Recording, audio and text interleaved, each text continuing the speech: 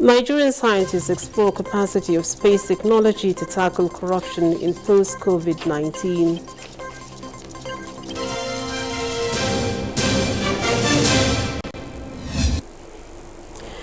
President Muhammadu Buhari has expressed optimism that improved relations between Nigeria and South Africa will speed up the process of Africa's development.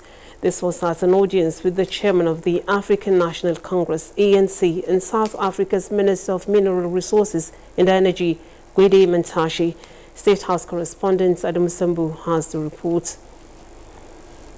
Good afternoon. Good afternoon. Welcome. Mr. Gwede Mantashe was in the State House as a special envoy of his country's president, Cyril Ramaphosa.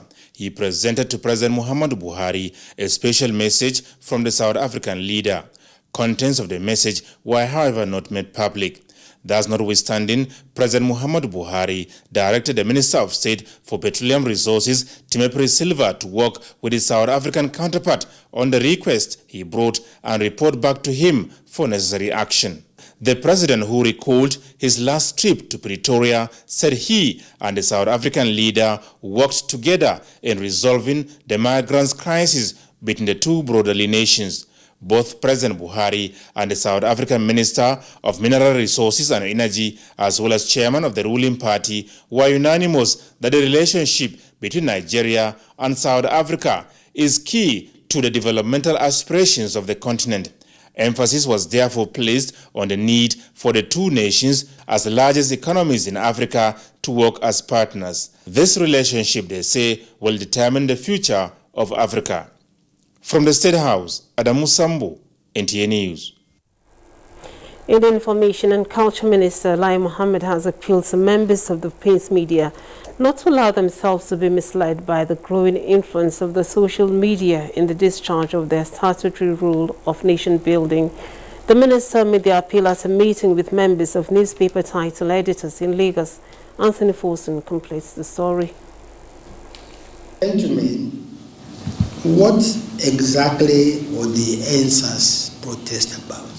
Recalling the peaceful NSAS protest which turned violent, the Information and Culture Minister Lai Mohammed said the violence was fueled by fake news through the social media. But regrettably, some newspapers followed suit with screaming headlines corroborating the social media misinformation and fake stories. No group was better placed than you to lead the narrative of what actually transpired that night. But it seems you ceded that authority to social media, which has no time for the rigors of gatekeeping or fact-checking. I hope in reviewing your coverage of the whole crisis, you will rectify that anomaly. Insisting on the need for the regulation of the social media space, Lai Mohammed said social media has come to stay, but must be used responsibly. We will not sit down and allow a reckless use of social media to aggravate our front lines and throw the country into turmoil.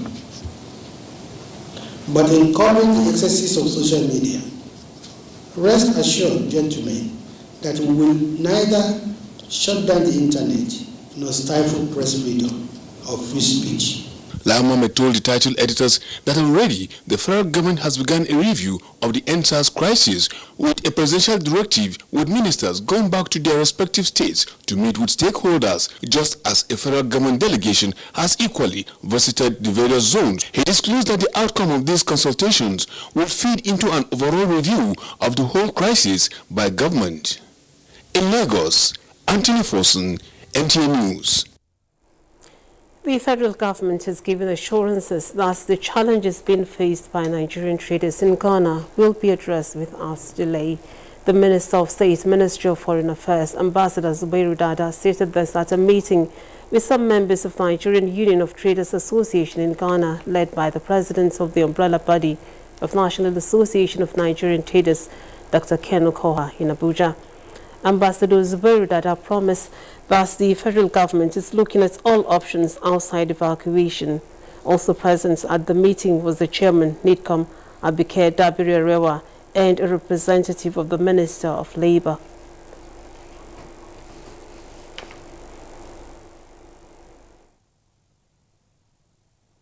This interministerial committee sat,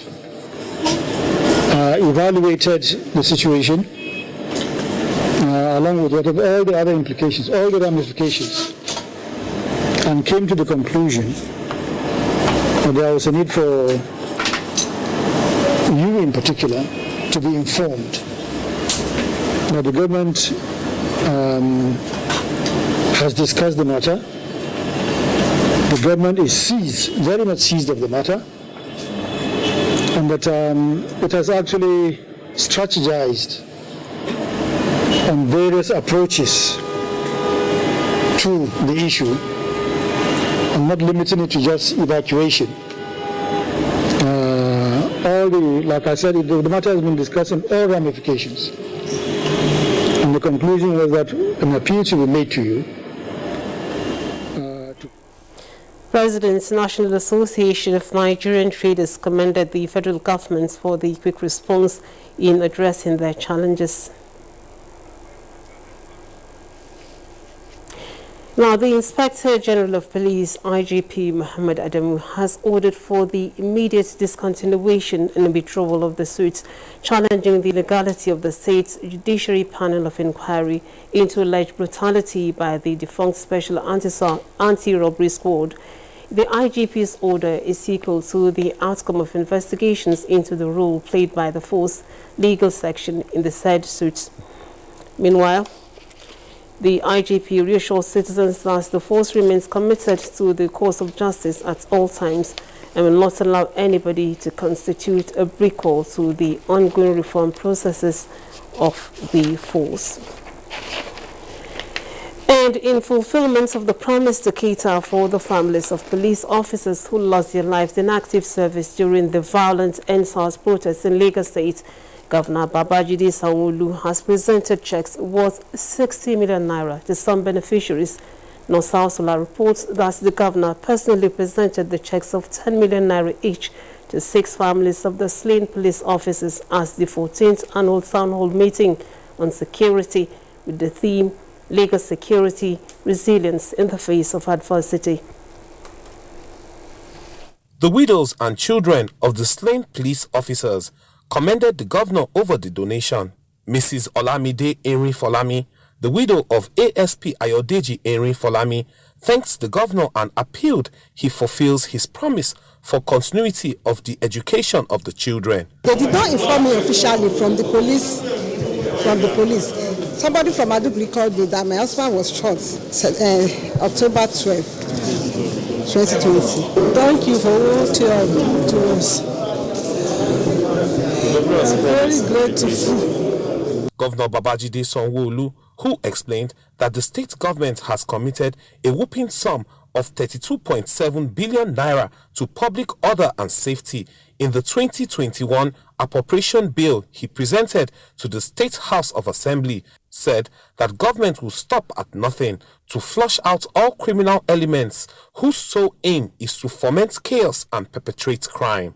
As the Chief Security Officer of the state, my solemn promise is to all law-abiding citizens of the state that we will always keep them safe at all times. Stakeholders recommended pro-people measures, use of technology, procuring crowd control equipment, deployment of drones for aerial surveillance, and adequate funding of the trust fund as strategies for containing the new wave of insecurity following the recent crisis in the state. In Lagos, Nusa Usula, NTA News. Federal High Court sitting in Abuja has formally revoked the bill granted former chairman of the Funk's Pension Reform Tax Team, Abdul Rashid Maina, and ordered his detention at the Correctional Center. Austin Anyabe was in court and completes the story. The case was earlier scheduled for continuation of trial of the accused in absentia, with the 9th prosecution witness to give his evidence in chief. But there was a twist as the defendant was brought to court by the EFCC operatives having been arrested in Niger Republic. Prosecution counsel Mohammed Abubakar prayed the court to remind the accused as his arrest was possible through the court warrant issued on the 18th of November. This was granted by Justice Okon Abang as he ordered his detention at the correctional center. Earlier, Francis Orasoyin from Joe Gazama's chamber, representing Abdulrashid Mina, and his son Faisal formally withdrew his legal representation. A new counsel, Adaji Abel, announced appearance for the accused, but prayed for short adjournment to enable him study the processes and evidence given so far in the case. Justice Okon Abang granted the prayer in the interest of justice and adjourned the case to the 8th of December for continuation of hearing. Faisal Abdulrashid was not in court to open his defense, hence his case was foreclosed and prosecution directed to submit his written address in the matter in the absence of any defense argument. In Abuja, Austin Onyebe, NTA News. And the Court of Appeal sitting in Abuja has affirmed the death sentence imposed by the FCT High Court on Mariam Sanda for her involvement in the death of her husband, Bilyaminu Mohammed Bello. Mariam Sanda was sentenced to death on January 27, 2020 by Justice Yusuf Halilu on a 2-count charge of culpable homicide. Citing 20 grounds of appeal, the convict had approached the appellate court for the judgments of the trial court to be set aside. Nigeria is seeking to make punishments for copyright infringements more stringent to give impetus to the potential of the nation's creative industry. A bill to that effect is in the offing after inputs by members of the Federal Executive Council. Kelvin Ebonwai reports. Rights violations are part of the reason Nigeria is yet to reap the full benefits of the vast potential of our creative industry. At the presentation of monitoring and enlightenment equipment by the U.S. State Department to the Nigerian Copyright Commission in Abuja, both parties resolved to work together to enhance online surveillance on copyright infringements, which has remained a challenge for the agency. And the legal instrument to drive this new strategy is expected to come on stream soon, so that the Commission will not only back, but bite. We have 50 laptops that were donated, and that will help our online monitoring. We have an online copyright inspector unit, because we've seen now that more and more copyright infringement is online, and we must be able to trace them. We must be able to match them with technology. We now have a bill that addresses online infringements. We have a bill that addresses digital infringements. Nigeria also ratified and domesticated 4 White Post treaties in the last 3 years to give strength to copyright policies implementation in the country. In Abuja, Kelvin Ewonwaye, NTA News. He is a teacher from Nigeria and represented the entire West African bloc as the just concluded 2020 Global Teachers Prize Award and made it to the top 10. Though he didn't clinch the global prize, Opeifa Losunkami did his country proud as the star prize went to Ranjit Singh Disali, an Indian teacher, for his work helping girls, most of them from poor tribal communities, at a village school in Western India. Olanka Ojo had a chat with Opeifa Losunkami on lessons learned from the competition. Here are top 10 finalists awaiting Stephen Fry's announcement of the $1 million star prize for the 2020 Global Teacher Award. And the winner of the Global Teacher Prize 2020 is Ranjit Disali from India. Awesome moments for Disali, who immediately announced he will share half of the prize money with the 9 other finalists. Because I believe that if I share this prize money with 9 teachers, it means I can scale up their work. Their incredible work is still worthy, and I don't feel I'm the first or I'm the winner. I feel I'm the same among the equals. On the gesture from the winner and the impact of the competition on the teaching profession, Opeifa Olasukomi says, well, thanks to Ranjit, who has who wants to help us with our own projects too. Because of the situation of things now, I would still like to have a digital school, but it will be like an ICT hub, and then a mini library in my Karu community. At least let's start from the community, and it will serve. Then, as we progress, we also see how we can do other things in other communities around the country.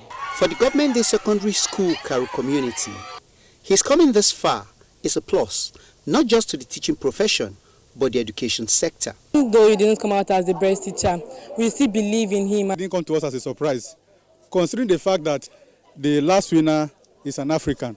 He has really tried and he deserves, to be the best teacher in the whole world. Okpeifa Olasukomi was selected from 12,000 nominations from more than 140 countries around the world for the World Teacher Prize by Vaki Foundation. Olainka Ojo, NTA News. You're watching the news on NTA International. Time for a short break.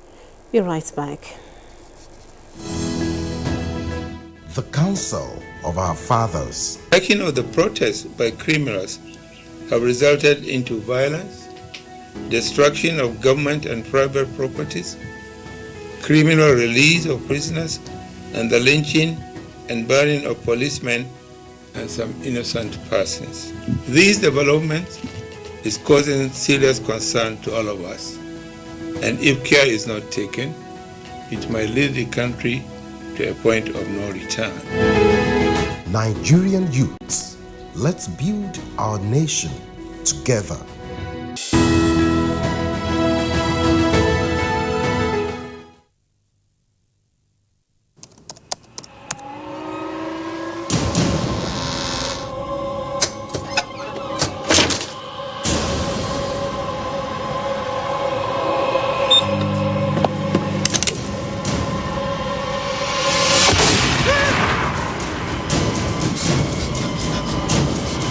Experience unlimited super-fast internet access from Entel 4G.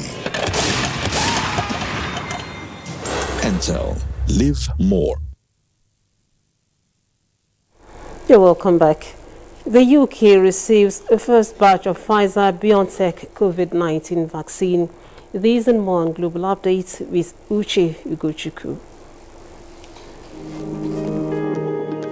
We begin with cheering news on COVID-19 vaccine. The UK has received its first batch of the Pfizer-BioNTech vaccine, which it approved Wednesday to start vaccination Tuesday next week. Meanwhile, U.S. President-elect Joe Biden said he will ask Americans to wear masks for his first 100 days in office, a move constitutional experts say is illegal. Figures from Johns Hopkins University's Coronavirus Resource Center show the world hit another tragic milestone as deaths from coronavirus exceed 1.5 million, while confirmed cases are now at 65 million.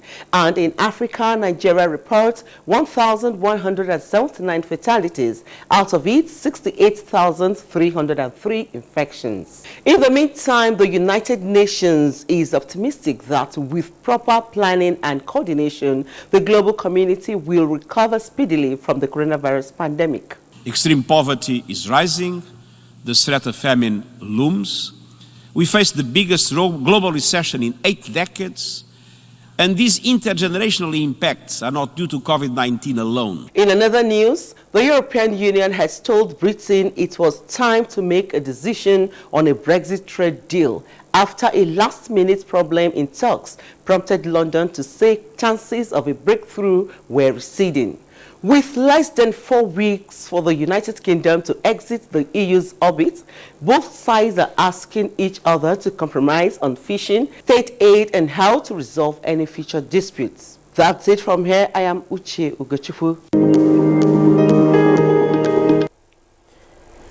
The stakeholders have called for concerted efforts to stem the rise in cases of illicit drugs consumption in the country.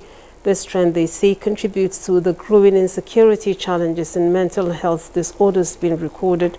Correspondent Blessing Omechi reports that this came to the fore as the flag off of a 3-day advocacy and sensitization program organized by the National Drug Law Enforcement Agency and Drug Abuse, Addiction, and Rehabilitation in Benue State. Over the years, there have been growing concerns about issues of insecurity that has engulfed some communities in the country. This development experts attribute to the high prevalence of drug abuse, particularly among youths that have left many with various forms of mental health disorders. It is to stem this tide that the National Drug Law Enforcement Agency, with support Of the member representing Adon Okpoku Ogbadigbo Federal Constituency, Francis Otagbo organized the advocacy campaign in the area. If we fail to conscientize, sensitize our people against the danger of narcotic drug addiction, we labor in vain in whatever investment we do in our youth. Officials of the NDLEA say the fight against drug abuse is a collective one that must be approached through intervention strategies, advocacy, and awareness creation. Please let us not stigmatize them so that they won't be reluctant to come out to seek for help. And the communities, please bring out those people that are spoiling our youth. Over 200 persons in Okpoku local government area were decorated as anti-drug abuse ambassadors. This program is very, very timely because if you look around, you see that so many youths are involved in drug abuse. They are expected to take the message back to their respective communities and beyond. Blessing Omeche Ibute, NTA News. The West Africa Drug Policy Network Nigeria chapter has called for a change of approach on drug use in Nigeria, from tackling drug consumption as a crime to approaching it as a health challenge. Obiageli Ugoke reports that this came to the fore at West Africa Drug Policy Network Nigeria Summit on Drug Law Reform in Abuja. In recent years, illicit drug use and substance abuse is believed have become a serious issue and a threat to public health and law enforcement globally. This activates the imperative for a review of the subsisting policy. However, Nigeria has for years pursued stringent use of drug laws to surmount the challenge, but the problem persists. In response to this rapidly growing concern, the West Africa Drug Policy Network advocates adoption of drug law reform in conformity with the model drug law for West Africa. With this model drug law that is very comprehensive, cover the key areas that reflect the situation on ground now. The issue of social development, the issue of sustainable development, the issue of health, human rights are all incorporated within the document. To the West Africa Commission of Drugs and other collaborating organizations, Youth Arise Nigeria, and AfriLaw, current laws on drug abuse are not having the desired impact, hence the need to adopt alternative sanctions. We need to move away from just talking about it within the criminal justice system, but have an elaborate response, an holistic approach. This is a welcome development in that regard, in ensuring that our laws, our drug law, is compatible with what we have globally. The West Africa Drug Policy Network Nigeria chapter also recommends the monitoring and control of drug use from health and human rights perspective. Obiageli Ugoke, NTA News. Effective patronage of space-dependent technology is capable of eliminating corruption and drive good governance in post-COVID-19 era. This was the position of scientists at the 2020 Dialogue on Space Science and Technology in Abuja, organized by the National Space Research and Development Agency. Adebola Brooksland Sunday reports. Corruption manifests itself in Nigeria in form of abuse of positions and privileges, low levels of transparency, misappropriation or diversion of funds.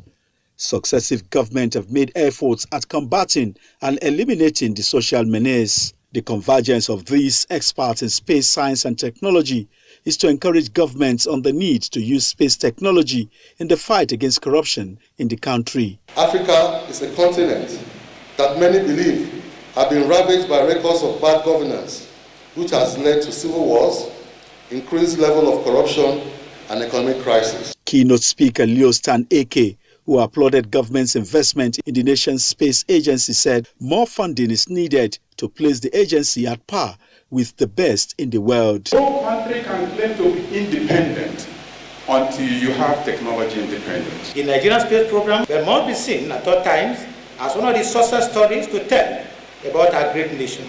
Minister of Science and Technology Ogbonnaya Onu said government is determined to change the face of the agency. We should aim to be the best in the world. That should be our aim. It's achievable. Some of the innovations and ingenuity of the agency was also on display. Off-takers to take up these inventions or development and commercialize it. You have good ideas, you have manpower, implementation eludes us.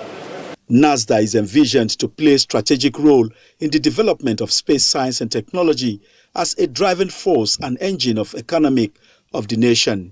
Adebola, Brooksland Sunday, NTA News. President Muhammadu Buhari condoles with the people and governments of Plateau State over the passing of an illustrious son and highly decorated retired military officer, General Amkat Bali, who served the country as Minister of Defense. The president, who spoke with the wife of the deceased, Esther, on Friday, also commiserated with other family members, friends and professional associates of the former member of the Supreme Military Council and Armed Forces Ruling Council, after rising through the ranks with a distinguished military career, reaching the peak as Chief of Defense Staff. So the news now, the need for women to actively participate in the task of nation building has again been stressed in Ibadan, the Oyo State capital, where the remains of two prominent women who passed recently were laid to rest. Vice President Jimmy Shibajo, who was joined at the event by governors of Ekiti, Lagos, Ogun and Ondo states, as well as political leaders in the southwest region, to celebrate the lives and times of the mother of the governor of Oyo State, Abigail Makinde, and Madam Tola Oyediro, daughter of late Chief Obafemi Awolowo. G.D. Onifade reports. Incidentally, both events coincide, and on arrival in Ibadan, Vice President Yemi Osinbajo, in company of his wife, Dolapo, pays a condolence visit to Governor Oluseyi Makinde, where he spent about half an hour before proceeding to attend the church program in honor of late Tola Oyediro. Omotola Olubunmi Oyediro, who died on the 16th of October 2020, was born on the 1st of December 1940 as the second child and fourth daughter of the four children of late Chief Obafemi Awolowo. Mama, as fondly called, was described as a woman of virtue, honor, and extreme humility, who came to serve our generation. In the sermon at the funeral service, which took place at All Saints Church, Jericho in Ibadan, 82-year-old retired Archbishop of the Methodist Church, Nigeria, Ayo Ladibolu, describes her and late Madam Abigail Makinde as human and nation builders. The need for the deliverance.